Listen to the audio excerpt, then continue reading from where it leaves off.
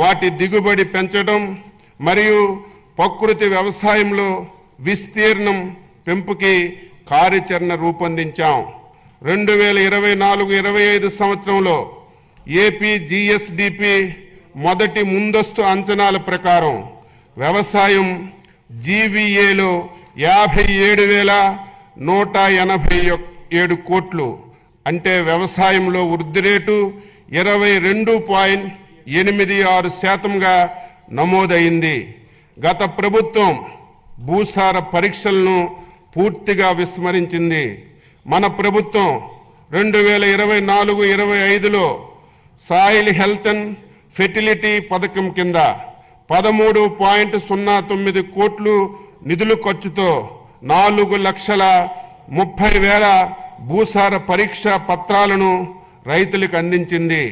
అలాగే 2025-26 సంవత్సరంలో 6 లక్షల భూసార పరీక్ష పత్రాలు రైతులకు అందించడానికి లక్ష్యంగా పెట్టుకున్నాం.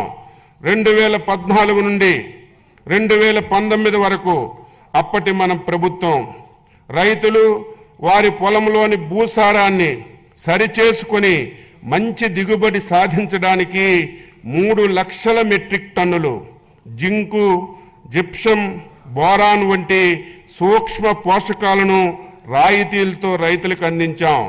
2019 నుంచి 2024 వరకు గత ప్రభుత్వం సూక్ష్మ పోషకాల సరఫరా పూర్తిగా నిలిపివేసింది.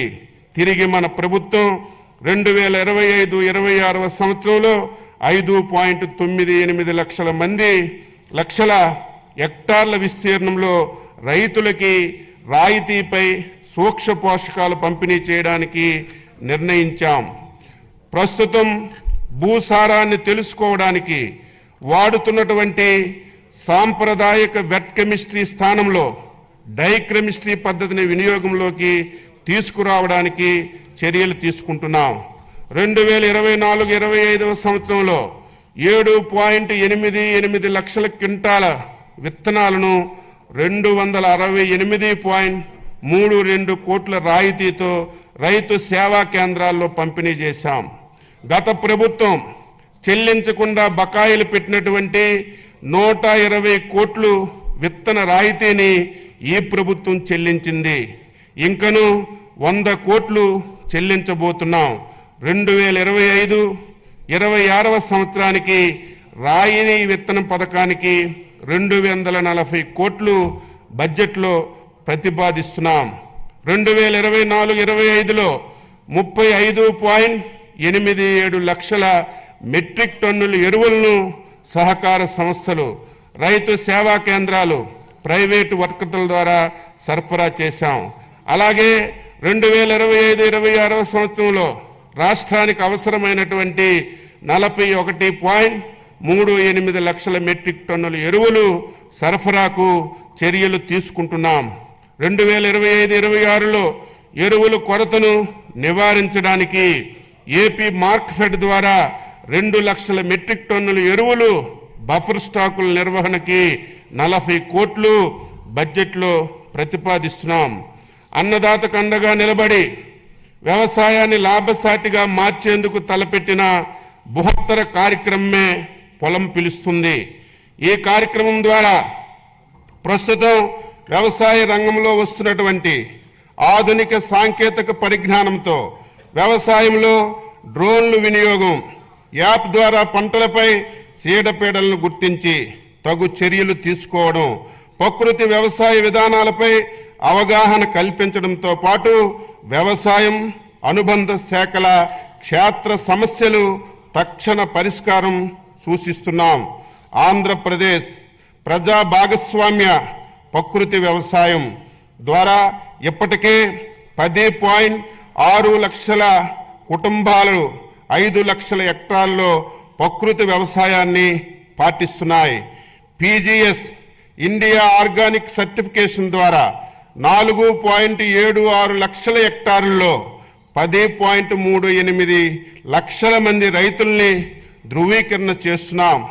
కొత్తగా ప్రారంభించినటువంటి national mission in natural farming పథకం పరిధిలోకి 3,000 కొత్త గ్రామ పంచాయతీల్లోని 2570 క్లస్టర్లను ప్రకృతి వ్యవసాయ పరిధిలోకి తీసుకురానున్నాం.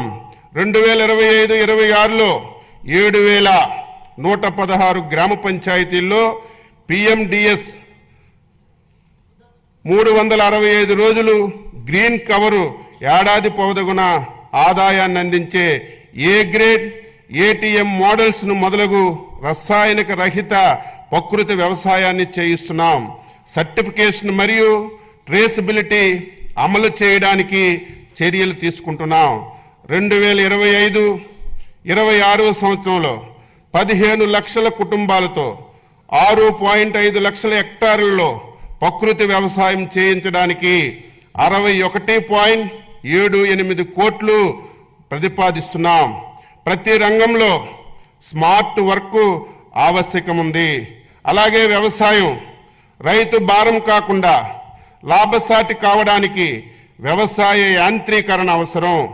రైతుల కోరిక మేరకు 2024-25 సంవత్సరంలో 50% రాయితీపై 70 కోట్లు 80,000 రాయితీ నిధులతో చిన్న సన్నకారు రైతులకు వ్యవసాయ యంత్రాలు పరికరాలు అందిస్తున్నాం.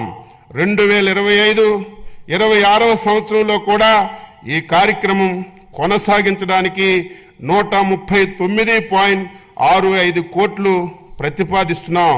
2024-25లో 70 కోట్ల నిధులతో 80% రాయితీపై 875 కిసాన్ డ్రోన్ వ్యవసాయ యాంత్రీకరణ కేంద్రాలు ఏర్పాటు చేస్తున్నాం.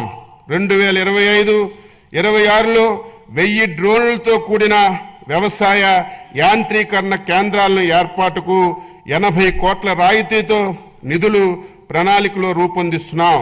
2025-26 బడ్జెట్లో వ్యవసాయ యాంత్రీకరణకి 219.65 కోట్లు ప్రతిపాదిస్తున్నాం.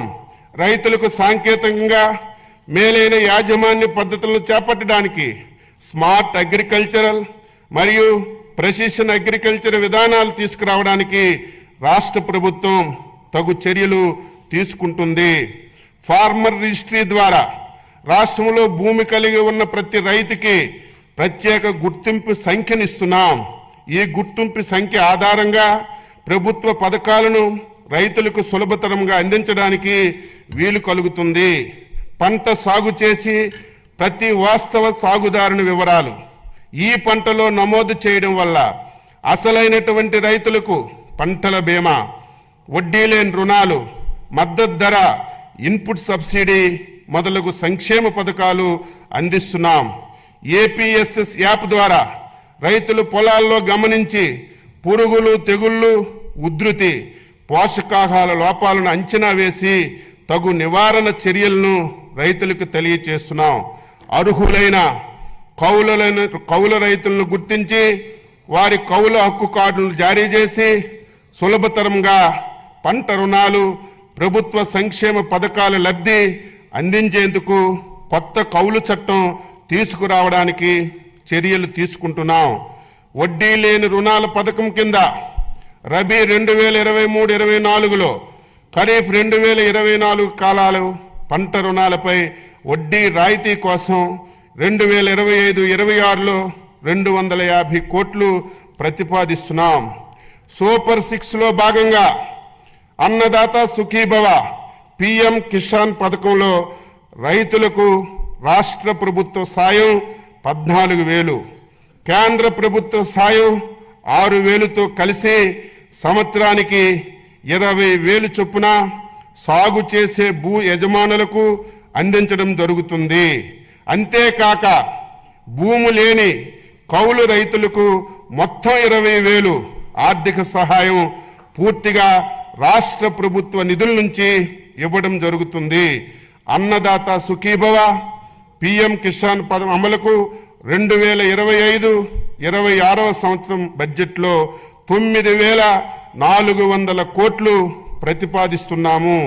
ఖరీఫ్ 2024లో ఈ పంట డేటా ఆధారంగా పంటల బీమా అమలు చేయగా 2024-25